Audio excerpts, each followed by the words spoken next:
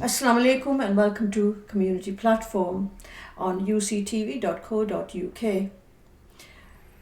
Before I introduce my guest today, the subject that we're looking at is what is happening to the Muslims of India? What is their future? What should we be doing?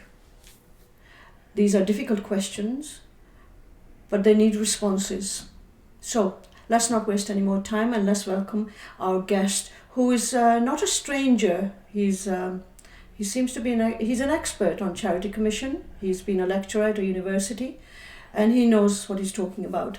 Assalamu alaikum, Jahangir bhai. Walaikum salam. It's been a long time. It has, yes. Hasn't it? Yes, I've not been to Blackburn for a long time. And it's cold. It's very cold. It's freezing. It's cold. Jahangir bhai, the topic of today is, it's difficult. It's very difficult. And we've discussed India, we've discussed the problems that the Muslims have been facing. I think it was 2000 when over 2,000 Muslims were murdered by Modi's gangs, and he allowed it. We're seeing now over 40 people who were killed in Delhi, I think. Women were burned, children were burned. Again, Modi is the leader. I just want you to explain to us why this eruption suddenly again? What is the problem? We know that we have the citizenship situation, but what's going on? Well, I think if we start with what's happening now, that wouldn't be the right place to start with what's happening with the Muslims in India. I think what you have to look at is the process that's gone on since Muslim rule ended effectively in India, and we had British rule, and then we had Hindu majority rule, which is effectively what we've got now. And what we see is that obviously Muslims were in a position of power, although they may not have been the majority, and Muslims were protected. India was a wealthy place. And everybody was prosperous economically, as Shashi Tharoor's book has adequately shown. But British rule came, and what happened effectively was that the Muslims were disempowered by the British rulers. And this is not something that I'm making up, but this is something that is factually based. In 1857, when the first independence movement happened, and the Hunter Commission was appointed to see why Muslims and Hindus had rebelled against British authority. The Hunter Commission had a whole section on Muslim disempowerment and Muslims being discriminated against, and Hindus being empowered in jobs and positions. And that process went on for a long time, even worse after 1857, to the extent that when the Muslims, when in 1947 independence happened, the literacy rate of Muslims was half that of Hindus. And within the bureaucracy that the British had created, the system that they had created, the Hindus were promoted and came to dominate. So during partition, two schools of thought occurred. One was that with the Hindus being such a big majority, that the Muslims would never be in a position of security and never prosper, and they would always be subject to, if you like, Hindu majoritarian rule, and Muslims needed a separate homeland, which eventually became Pakistan, and then we know what happened with the war, and the two countries parted ways. Bangladesh was created, but a fair size of the Hindus stayed with India, and they came to the view that they could coexist with a Hindu majority in the form of some kind of Indian nationalism, composite nationalism, which was backed by some Indian scholars and opposed by others. In fact, there's a big debate that took place between Hussain Ahmad Madni and Allama Iqbal, where they differed, and they were discussing the Quran and what the Quranic concept of nation was. So there was a difference. And that is still a problem, isn't it, with some Indian Muslims and Pakistani Muslims? Well, there's a debate. That debate is still active. There's theological, even, or political differences wrapped in theology, which are there. So when Muslims, when Hindus, I mean, it's strange that the British, who never backed democracy in the Arab world or anywhere else, wanted India to be a democracy. But did they? No, they did, because they knew that the Muslims wouldn't be the rulers. The Hindus would effectively rule India. And so they supported that process. And when they were removed, we had a secular democracy. And the Muslims in India believed that secularism and democracy would protect them, the constitution would protect their rights. But in fact, what's been happening, what you see now, is the consequence of a gradual process of the Hinduization of India. And that process has been taking place not just under the BJP leadership, but under Congress and other parties, maybe less, but in a subtle way. You see it in Bollywood movies. You've seen it with the replacement of Muslim names with Hindi names. The language has changed. You've seen the names of cities, towns change. So that subtle, if you like, ideology of Hindu supremacy has been building up slowly. And the group that's in power now, the BJP, which is part of a larger Hindu nationalist movement called Hindutva, an ideology which preaches Hindu supremacy, was there at the time, and they disagreed. In fact, they actually believed that India should be for the Hindus, and it was their land, and one of their members killed Mahatma Gandhi, and they were banned, but they effectively started work on the ground. So the VHP, the RSS, and the RSS is a military wing. It's an umbrella. It's also an umbrella of a lot of social welfare, political organizations. These groups were working on the ground, and they managed to create a whole ideology and impart that ideology amongst a fair section of the Indian population. So this idea of Hindu supremacy, going back to the past, this creation of a glorious Hindu past, and a lot of it is mythology. In fact, Modi said it when he entered Parliament that 1,200 years of slavery have ended. Yes, he did. So it wasn't just about removing British rule. It was about reversing what they saw as Muslim invasion of India. So what we have is a whole ideology which is dedicated to eliminating the Muslim presence, reversing something that happened in history, and basically either reconverting the Muslims to Hinduism or removing the invaders, as they call them. Yeah, so are Muslims safe? Muslims obviously are not safe. We're seeing that on our television screens. We're seeing Muslims being lynched in the street. We're seeing mobs attack Muslim homes. In fact, this has been a common occurrence ever since partition. It's just that it's at a different level now. But we had the Gujarat massacre, as you know.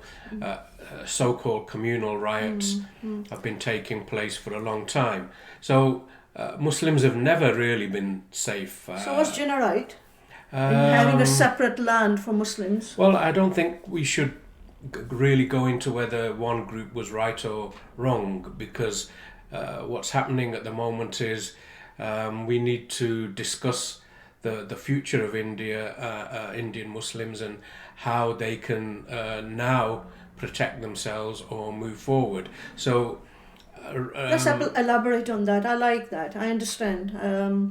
And I think the reason why I asked the question is because there are many who believe that Jinnah was wrong. Pakistan should have never happened. But how do we aim to protect the Muslims of India? What can we do to help the Muslims of India?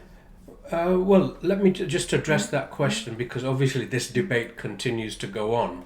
And sometimes it's said that if the Muslims of Bangladesh and Pakistan had remained as part of India, this wouldn't have happened. I think this is a misunderstanding of the political system in India and what's been happening. The Hindu population of India is 1 billion.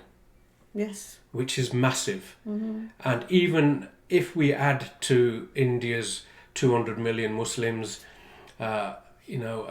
basically another 350 million from Bangladesh and Pakistan, they would still, the Hindus would still be a huge majority of over 500 million, which is bigger than any Muslim country. It's bigger than many countries. So what that wouldn't protect the Muslims. Numbers. There's this illusion that Muslims have that somehow numbers will protect you, and democracy, which is ruled by numbers, will protect you. So democracy will not protect the Muslims of India. Well, democracy. Come to think of it, democracy doesn't protect minorities. Anywhere. It hasn't really protected minorities. Okay, so what's the other system that can protect any Muslims? Well, I think look, we need to understand that the Muslims really, unless they are looking after themselves, they have countries and nations or a system that protects Muslims globally. It's interesting that the Jewish community and the Hindu community and others see themselves as a global community and defend their global interests, whereas Muslims think along nationalistic lines. Say, I'm an Indian, I'm a Pakistani, I'm Turkish, I'm this. They don't see that global identity, which is obviously our global identity is based on Islam. And if we look at history in the past, it's that even when we were a minority ruling, we were often ruling minorities. But there are people who are been saying that we have to have a system which is based on that identity, based on that as Muslims. But we seem to disregard that. In fact, we actually call them extremists. Well, I think systems. We may get a system sometime in the future. But what do we do now? I think that is the real question. Just because you don't have a system, that doesn't mean that Islam hasn't given you the mechanism and the tools to protect yourself, to organize yourself. I think the problem here is that we've created an Islam based on, certainly in India, the presentation of Islam. Not only are Muslims economically less powerful than the Indian community, but they've created a theology of pacifism. So can you imagine, whilst the RSS and others were, basically militarizing their population, radicalizing them, carrying out all kinds of activities, strengthening their communities. we created a community which is basically focused on rituals and pacifying each other and talking about cultures. Yeah, well, who's responsible for that? Obviously, I don't want to pin any blame on anybody. We're collectively, why not? we're collectively responsible, but those of knowledge, people of knowledge, have a greater responsibility. But Jahangir Bhai, come on, if you have a community who's religiously illiterate, whose responsibility is to say? Well, the leaders and the religious scholars and the non-religious people with have wisdom. We heard religious leaders in India come out to say, this is wrong, this cannot be done, we will not accept this? Well, some of them have, look, there's still this thing to overcome. It's a difficult situation. Muslims in India are in a very difficult situation. They are faced with a large majority, and they have to think about many things. For example, they now need to start thinking about how do we protect each other in India? How do we protect, defend the community? How do we overturn these laws, citizenship laws that are basically now denying citizenship? We've got to be realistic. Come on, Jahangir Bhai, we've got to be realistic. Seriously, we didn't protect the people in Gaza. The people in Palestine have not been protected. The Rohingya Muslims have not been protected. And now we have India. Mm-hmm. No, we've got to be serious here. Do we believe that we're going to zap some force from the outer space who's going to protect us? No, I'm talking about the Indian Muslims themselves. This is. Yeah, but how do they do it? Well, they need to look at what other communities are doing. There's a report here, which was published in 2002. Yes. By Leicester University on right-wing Hindu extremism. Yes. And that report shows how the Hindu community were being prepared for what we see now. So they were being trained as a militia. They were being trained in means of defence and other things. They were fundraising for these projects. So the reality is that we need a different outlook. Muslims in India and Muslims around the world. So they have to look at how they can defend themselves. They have to look at how they can overturn some of this legislation. But also, I think they have to think about whether we need another independence movement, whether they should be separate. That's something. But isn't that what the Sikh community has been asking for, and have actually joined forces with the Muslims and have actually protected some of the Muslims? Well, I think they have, and the Sikh community obviously have also suffered as a result of that. But I think the Muslim community really need to start thinking along those lines. What is their future? This movement is growing. We don't know how many people have been radicalized by this around the world. The TV stations are radicalizing Hindu community day and night. Anti-Pakistan propaganda, anti-Muslim propaganda. This has been going on for decades. So we actually don't know how many people in the Hindu community believe the ideology or subscribe to the beliefs. Clearly, some don't. Some don't. The Congress Party.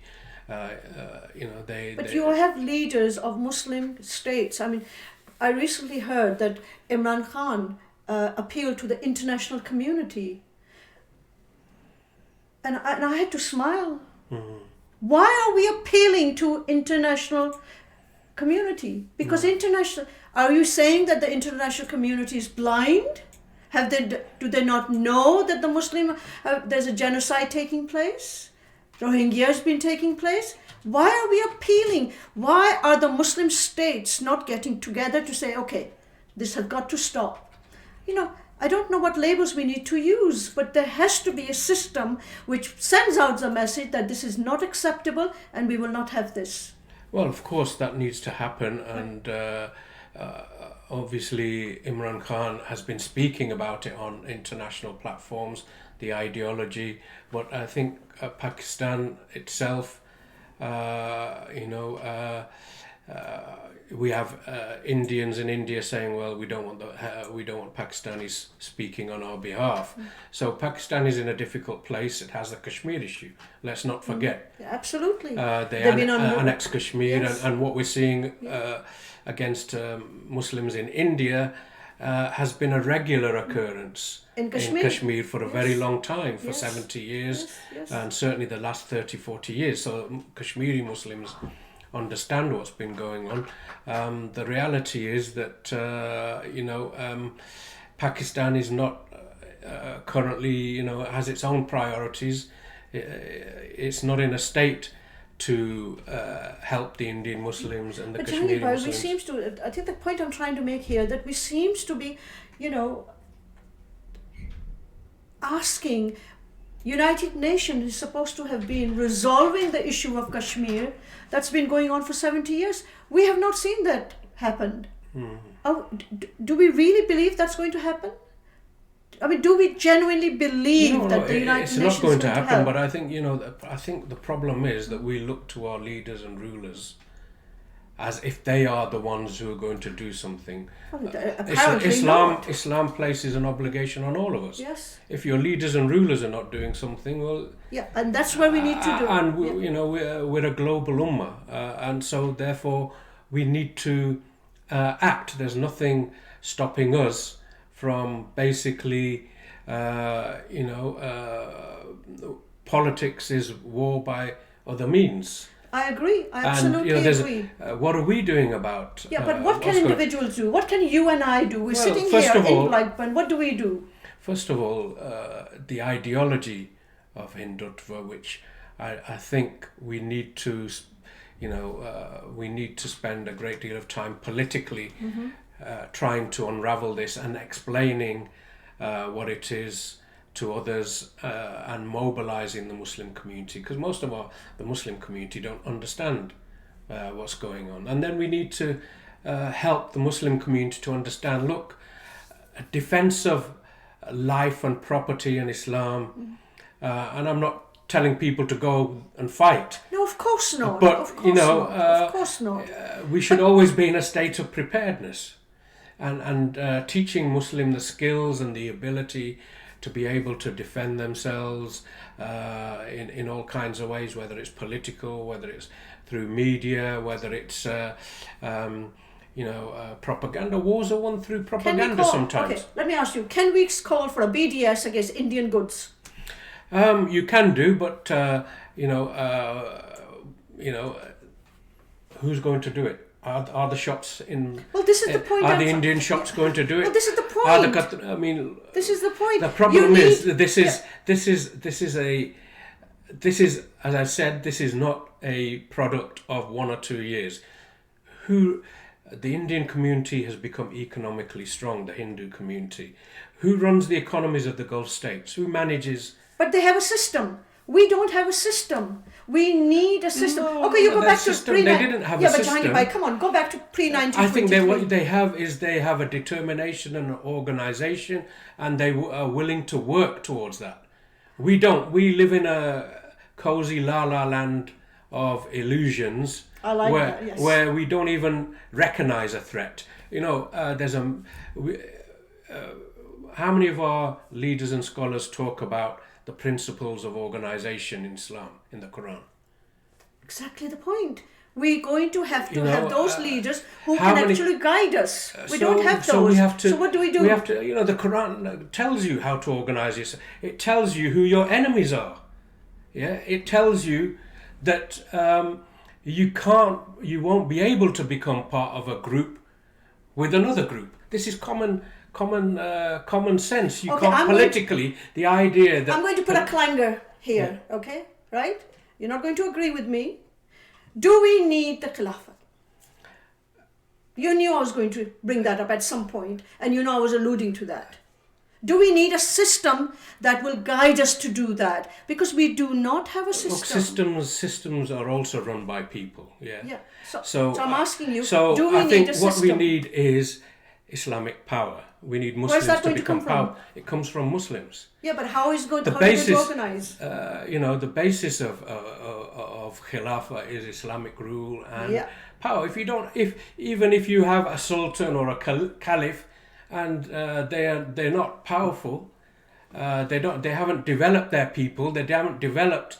But we're not even going to talk about that. Even when I'm going to make this point, and some people won't like it, but even when we had the Ottoman Khilafah, we were still being colonized. Yes. Yeah. So let's not think that Khilafah is a magical wand. No, but nobody's claiming that. We have to individually, and even if there isn't a Khilafah, we're all Khalifs. Yes. We have a responsibility. Well, I'm not too sure about me as a Khalif. And as I say, the Quran is a book of guidance, and Allah guides you, tells you this is the way to organize. This is how you should be. One ummah. You need to be united. You are one group. Do you see any believers. particular leader in this vast world with over 52 Muslims? Do we have a leader that we think, this guy might be able to help us? This guy might be able to guide us. Do you know he might be able to pull people together? Is there anyone out of the 54 states? I think we're looking. This is where we're looking. Leadership is important. Yes. But leadership, we can't be looking for one person to demonstrate leadership. It's not going to happen. We are all leaders collectively. We have to create the institutions of leadership. But who creates those institutions? We do. Yeah, but come on. Are we less than other communities? No, that's not the point. We are. The fact is we are, because we don't actually have self-belief. We don't actually believe that we can create something that can do something. We have to wait for this system to come, you're talking to or Joe this Bloggs. person to come. You're talking to here. He's not going to come. No, let's talk to Joe Bloggs, who is a novice Muslim, doesn't know anything. How do we get that person to say we're going to have a system? We're going to protect those people. Well, we're in Britain, and we need to create a community. We need to create the institutions. Political institute. We haven't created any political. We're a community of charities. We haven't created any political institutions. We don't invest in. There was always a Muslim parliament once. There was one, and may Allah. I forgot to tell the viewers actually that he was one of the. It was the deputy leader. Yeah, the deputy for the Muslim parliament. I'm so sorry. I want to tell people that I had forgotten. But no, coming back, Jahangir bhai, there has to be a system.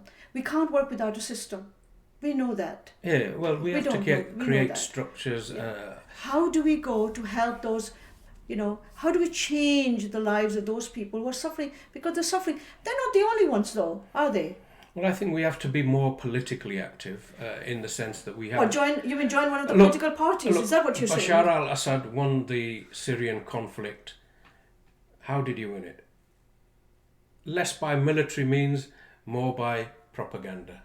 So what you're saying is that we should have propaganda machinery. Well, you have to have all parts of the machinery. You have to have community structures. You have to have political structures. You have to have the charities. You have to have the education, but it requires a fundamentally different approach to what we're thinking. So we can't just sit here and say, we'll wait for the Khilafah to come. No, but nobody's saying. I know. I don't. It's a bit like in the Shia community for a long time. They were waiting for the Mahdi. Yeah. So, until the Mahdi comes, we can't rule. I don't think. If your concern is more about rituals than ruling. Yeah. I don't think that we're saying that we're going to zap the Khilafat from outer space. I don't. I have certain disagreements with that philosophy too. Yeah. I'm not saying that, but I'm saying that there has to be a system, and that system will need to be in place. That somebody has to create. We can't be individuals. I mean, we can't as an individual hope to have an impact in India or anywhere else. We can't do that. Where is the system going? What system? Well, this is where I think we have to have the Prophet Muhammad, peace be upon him, sallallahu alaihi wasallam. the system came towards the end of his life on this earth. It didn't come at the beginning, but he was still acting as a leader. He had a vision. He was clearly steering his people towards a particular direction. It doesn't mean that if you don't have a particular system in place, and we've had this challenge many times. You can look in history, Sokoto Caliphate. How did that come about?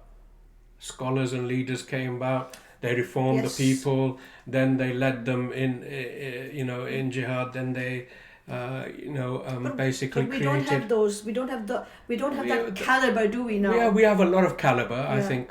So where are they? Wrong. They are there, but I think we are not focusing on the right things, and we have this belief that this will protect us and that will protect us. We'll be okay, and as long as we basically follow a particular version of Islam, the whole world will become Muslims. Are we delusional in our thinking? Is that who we are? I think we are not necessarily delusional, but I think we don't see the reality sometimes. The reality is that because we become very comfortable? We are in some sort of a comfort zone? I don't think you can call where Muslims are in a comfort zone. Well, no, they're not, but we are, because we have the ability to be doing something. We are not being massacred. We are not being thrown out of our homes. We have not been oppressed, right? So we are in a better place. And if we are in a better place, the responsibility would be more, wouldn't it? It would be, but look at what we've created. We haven't created anything. We haven't created anything in terms of bringing the community together, binding it together, unifying it. We've got groupism, we've got sectarianism. How do we get rid of division. That? So I want an answer today. I want to know, what can we as an individual do today that is working towards helping?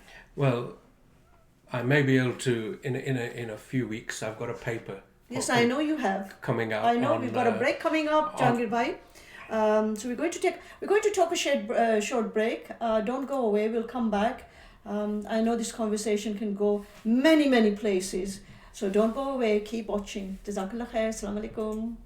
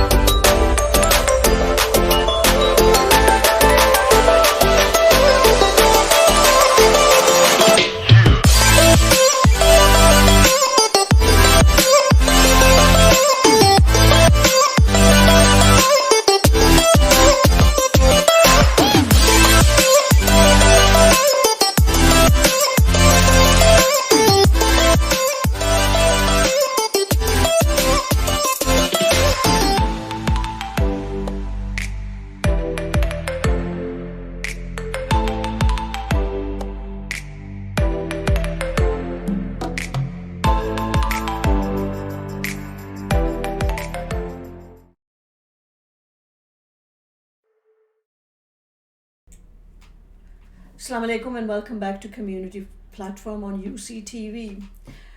We've been discussing the situation in India, of course, and the plight of Muslim brothers and sisters, and what can we do as as not only as individuals, but what do we need to do?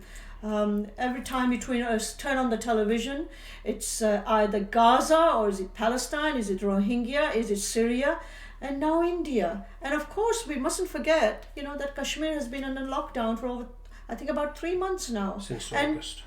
Yes, and nobody is discussing that. People are talking about it, but nothing is being done. That's, lockdown. So and of course our guest is Jahangir Mohammed, and he's not new to community platform. Assalamu alaikum again, Jahangir Bhai. Walaikum salam. Yeah, Jahangir Bhai, just before the break we were talking about what we as individuals can do.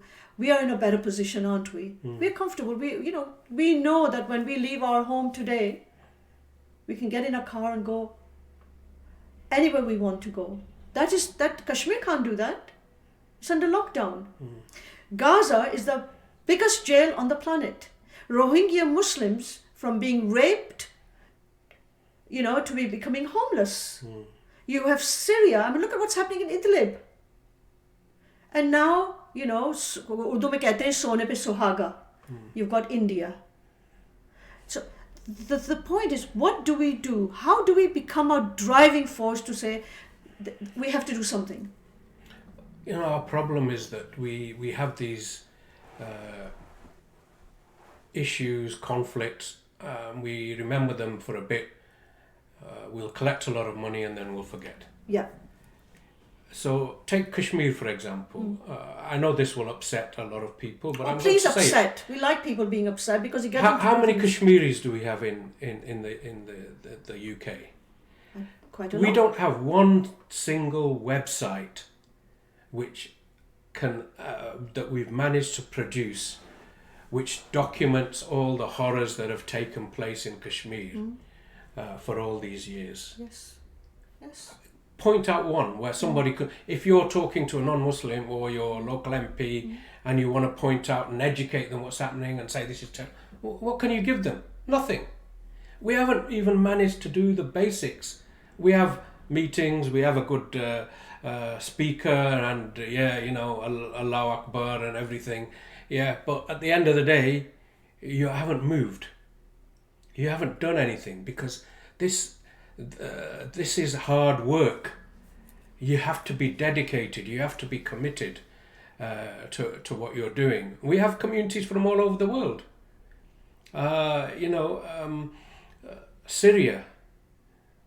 Where's the campaign to prosecute Assad and all his gang? Who's highlighting? Who's documenting? We have Palestinians in prison. Where's that? Who's campaigning? We have some groups. Obviously, Palestine is close to our heart. We have sisters in prison all around the world. Yeah, some of them in camps, some of them being raped. And don't forget China. I've forgotten China. What are we creating? How do you think that the world changed? How do you think these other groups managed to convince people that what's happening to them is terrible and it's a breach of whatever rights? If all you're doing is discussing things, is that because we've separated religion from politics? Have we become, that politics has politics has nothing to do with masajids. We don't do politics. Is that the problem? I think it's part of the problem, but a large part of the problem is we talk religion, we don't do religion, we do rituals. As I say, we're not a community that thinks about development of people. We're not a community that thinks about empowering, becoming a strong, powerful community. We're a community that's obsessed with rituals and ritual development. Sometimes, the Prophet Muhammad, peace be upon him, sallallahu alaihi wasallam, he would teach us to do, his companions to do wudu, and as he taught, they practiced whatever he taught them, and some things he taught in a few minutes. We have whole episodes and lectures and 12-week courses on things like wudu, for example. I'm not saying it's not important. It is. Yes. But where are the classes on political problems in the world, analysing them, understanding the political movements of others? Where are all those courses? We don't do that. We have thousands of charities. Yeah, everybody's doing the same thing. Yeah, they all do the same thing. Food, shelter, water pumps, and we don't do anything different. You know, it's a corner shop mentality for one person, and our charities are also based around sect and group and whatever. So the same groupism exists in our mosques. So we know the problem. Okay, we know the problem. You're not going anywhere today until I get at least one piece of solution. I know the problem. I want a solution. Wait for the paper. Look, the solution is we have to revisit. You know, when you're an organisation, and you're going and things are not going right, I mean, I'll make this point as well. Some of our organisations have existed for 30 years. They still keep going in the same direction. They never review, am I going in the right direction? But they're in their comfort zone. Yeah, it's a comfort zone, but it's you know, it's an easy sell. We have people who've been in mosques on committees for 30, 40 years. They've not don't changed. Get me started on that. They've not changed the way we run our mosques. So we need to have a fundamentally different approach to not only how we teach Islam, but how we manage ourselves, how we think. No, that's a very good point, because we never seem to teach. You know, I mean, dawah. Let me give you an example. Dawah. We've been doing dawah for a long time. Yeah, I often say this to people. How many people did you bring to Islam in the last 30 years? You've had millions of pounds from the Middle East, whatever. Did you bring 600 people to Islam like Sheikh Abdullah Quilliam? When he had no money and he was on his own in a much more difficult time. Can you say that? So, you know, we don't fundamentally review where we're going, how we do things. So we just carry on as usual. Yeah. So the question is, do we need to look at people like Sheikh Quilliam? Do we need to look at what was he doing that was so positive that we are not doing? Well, he first of all, there was no separation, you know, of religion and politics. He was the community. He created a community, you know, and he was doing printing press. He was doing dawah. He was doing political talks. He was doing everything. Yeah, but I think that's fundamentally it's a big flaw. We haven't separated politics and religion. You cannot walk into a mosque and make a statement because you'll be asked to keep quiet simply because we don't do politics. I've heard that so many times. We don't do politics, and yet we make political decisions. Is politics. You know, which shop do we go? If you don't do politics, you're being political. Yes. Because you're not addressing the issues. So one solution is that we have to be politically motivated and politically active. Does that mean to say join one of the parties? Look, you know, it's the same problem. If you study the Quran and how Allah subhanahu wa ta'ala tells you to organize, there's a very in management, there's an example we use on leadership. And there's a beautiful verse in the Quran which says, "Look at the birds." And actually, we use this in management theory. What you notice is they all fly. A group of geese, for example, will fly in a V shape. They'll have a leader up front. Yes. And then they'll have everybody else behind. Who taught them that? Who taught them that? Yeah. Who taught them that? So they're a flock. You know, when one dies, or when one is injured and it starts to go down, the rest of them they'll go down. With them. So the point is this: a flock of geese can't become a flock of chicken. No. So we as Muslims, as the Quran tells us, we are one group, we are one flock.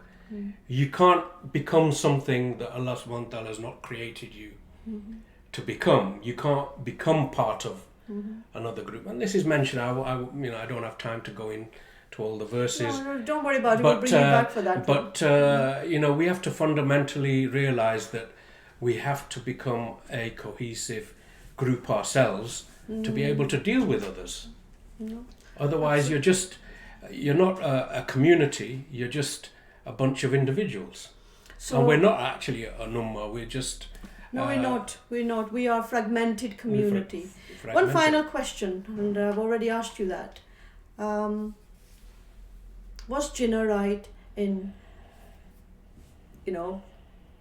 asking and getting a separate homeland for the Muslims, because he could see that the Muslim would be oppressed. He could see that down the line Muslims will have issues. Was he right? Well, first of all, Jinnah actually originally believed in being part of India, staying with India.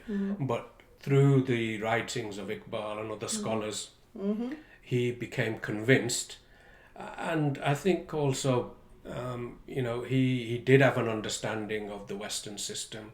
Allama Iqbal did as well. He'd been in the West. He understood democracy. And I think Jinnah and others understood that democracy and secular rule in India meant Hindu majority rule and the rule of Hinduism eventually, even though you say that in a secular state. Look, secular states, they might be secular in nature, but they embody the culture, the values and the religion of the majority, wherever they are.